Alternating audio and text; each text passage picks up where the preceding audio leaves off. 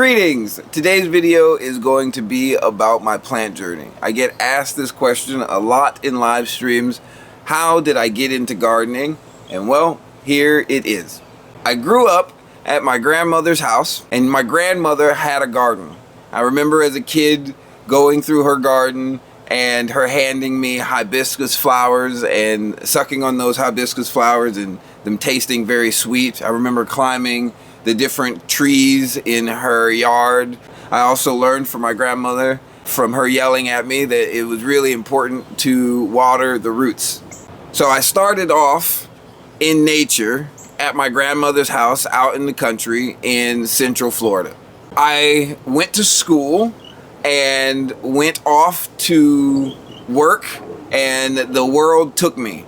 And as the world took me, I wasn't really concerned with gardening or with plants. I love nature and I love taking hikes, but I wouldn't say I was a gardener or a plant enthusiast. In fact, I really didn't know much about plants or know how to differentiate between plants at all. But when I bought my first house, after I had a long 9-to-5 steady job, it was my first time having this kind of a job. Before that, I'd worked as an independent contractor and I traveled. Here I am, an administrator, technical director, part of a faculty at a private preparatory, and I'm working 9 to 5, but it's really 7 a.m. to 9 p.m. most days. As that's happening, I buy my first house. Well, it just so happens after I bought my first house, my plant mom, my oldest friend's mom, owned a nursery. She happened to be closing that nursery, and she gifted me some really incredible plants from her nursery. I took those plants and I got them home, and within a couple months I had killed more than half of them, and I was devastated. These plants were absolutely stunning, and because she has been in the industry for so long, they were exotic, well-curated plants. Not plants that I could just go find anywhere. So the loss hurt. And I was determined to figure out how to keep the other plants from dying. So put my head down, started doing some research. In doing the research, I found that I was learning a lot about plants, but I was also very confused because I didn't know how to differentiate between a lot of the information I was reading. I didn't know a lot about what the different plants were. Then a friend says to me, "Hey, did you know that the local box stores are selling plants at a discount?" I had no idea. I took this as a great opportunity to go and learn about plants. So I went to these box stores all around town, anywhere that sold plants, and I asked if they had any plants that were discounted or plants that they were going to be throwing away. And surprisingly, a lot of them did. And it just so happens that at this particular time, there was a surplus in my area of sweet potato ivy. I bought hundreds of it, hundreds. And because it was also cheap, because a lot of it was going to go to the trash, I ended up getting a lot of great plants for next to nothing. Okay. So now I've got a bunch of plants and I fill my yard with plants. Plants everywhere I look, and I am starting to enjoy having plants around. I'm starting to learn a little bit about what the difference between a pothos vine and a sweet potato vine is. But what's really starting to happen is my spirits are being lifted and I'm maintaining a higher vibration. I found that I was longing to be in the garden. I found that I was being called to the garden all the time, but I didn't quite understand why, until there was a day where work just got so obnoxious and I was just tired. And I thought, man, be great to be in the garden. Whoa, and it hit me. The garden's been actually helping me. I need more peace, and the garden is helping me maintain that peace.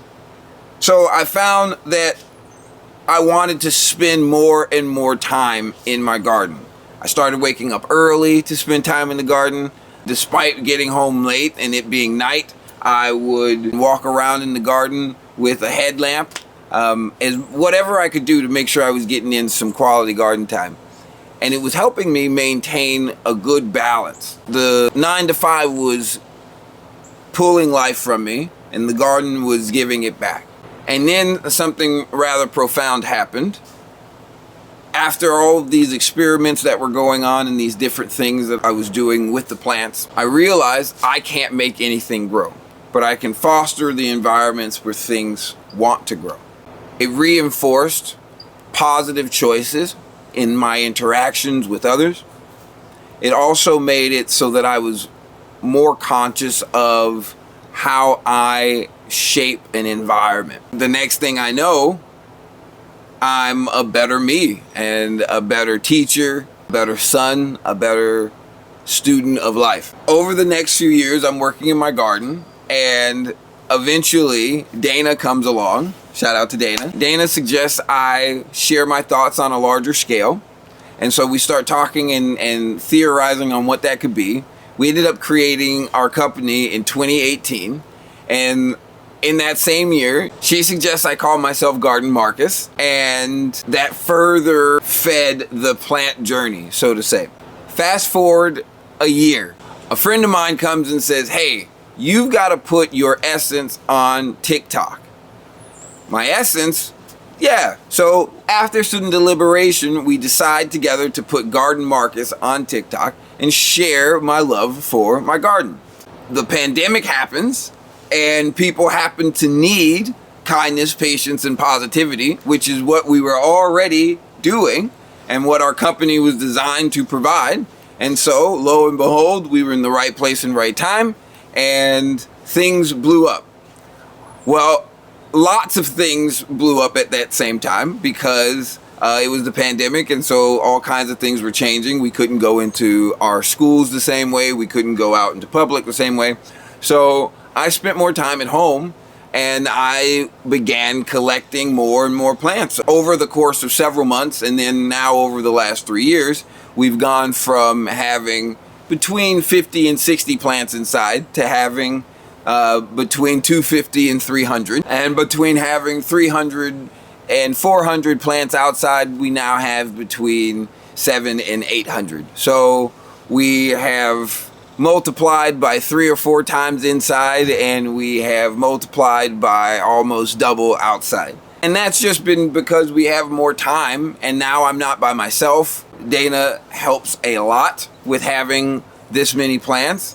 She also loves the plants and loves the garden. So the labor is not so one-sided. And when you consider all those factors, it has brought me to a place to where the garden is constantly teaching me things, and I feel really blessed that it's helping me maintain my peace, my balance, my harmony, a really high caliber of being.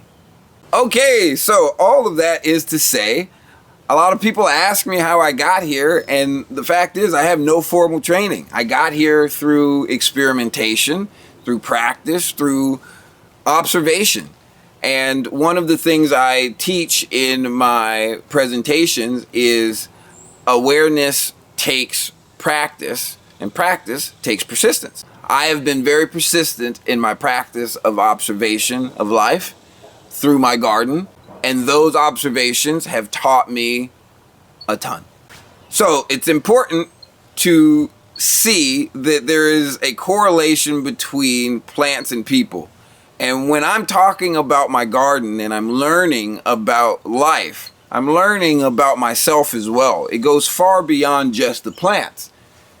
And because of that, I feel like the observations I'm making are so multifaceted, I'm able to apply them to all the scales of life, us included.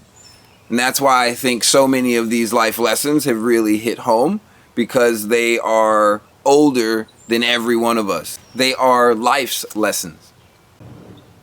That's it for this week's video. Thank you so much for watching. Please leave a comment and let me know your thoughts. Maybe you're a gardener, maybe not. I look forward to finding out. Don't forget to like, subscribe, and share. And check out how to grow, nurture your garden, nurture yourself. Until the next time, have a great day.